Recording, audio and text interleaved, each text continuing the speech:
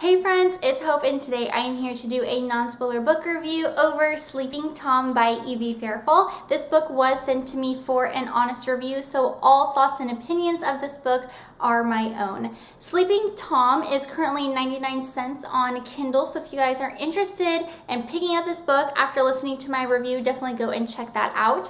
But let's just go ahead and talk about what Sleeping Tom is all about and talk about what I thought were some pros and some cons and just my overall feelings about Sleeping Tom. So in this book, we find Kaden as she is in a bit of a pickle. She is going through some life situations that she's trying to figure out how to improve and really just how she's going to survive day to day. She's going through somewhat of a reinventing stage and she is introduced to a guy named Gabriel and he offers her a ride and a place to stay as she is just trying to figure her life situation out. From what we know of Gabriel, he is really handsome, but unfortunately he's just not the nicest person around. But the more time Kaden spends with Gabriel, she finds that he's more than what meets the eye. Day Gabriel and Night Gabriel are two totally different people. So through the read, Kaden tries to find out what is plaguing Gabriel and why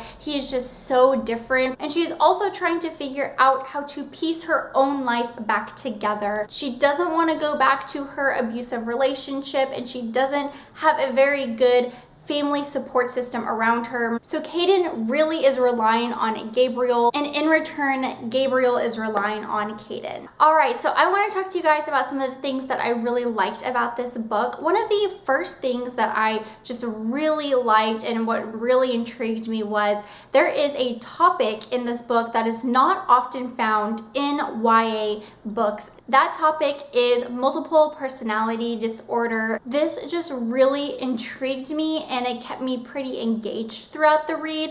I really just wanted to know how this all was going to play in to our characters' conditions. There was a part of me throughout the read that I didn't know if this multiple personality condition was going to be mostly with Gabriel or if it was also going to include some of Kaden as well. Like I said, it kept me very intrigued. Another thing that I really liked was this book was super easy to follow along with. I was reading Sleeping Tom the same time I was also reading like 4 other books, and sometimes it's easy to like mix up characters or storylines, and this was not the case at all. This book was so unique and was so different from anything else I was reading at the same time that it was so easy for me to set it down, pick up another book, and then go back to Sleeping Tom, pick it up, and know exactly where I left off on it. So I really enjoyed the uniqueness and how easy it was for me to just follow along with the story. I have 2 things that I particularly didn't love about the book, and the first thing was that I personally didn't connect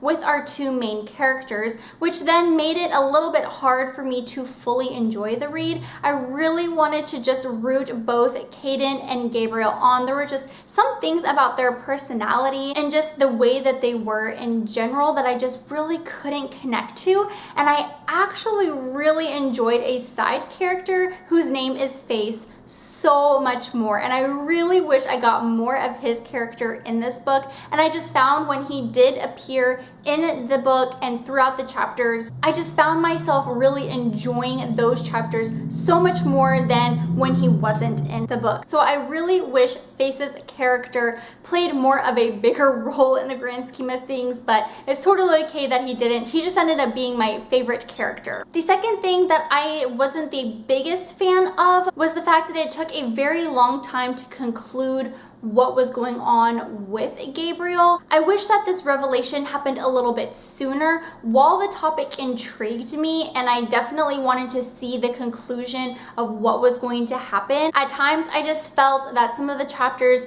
dragged a little bit and it was a little bit repetitive, and I just wanted to know how it was just going to come full circle and how we were going to move on and progress and what was really going on with Gabriel and why he was so hot and cold all the time. Now, with that said, I would say that if you guys are readers who like to read books with a very different and unique topic, this may be a book that you would be interested in. Like I said, this book does deal with the topic of multiple personality disorder, which, like I said before, I have not read before in a YA book. and I did find it to be very intriguing. This book did leave on a bit of a cliffhanger, and so I'm hoping that the second book to this Sleeping Tom series maybe goes a little bit more into the actual disorder itself. I also think that if you guys like to read books about characters who are down on their luck and are trying to overcome adversity, that this may be a good book for you guys to pick up and read as well. So after reading this book, I decided to rate it a 3 out of 5 stars. I think that if I was able to fully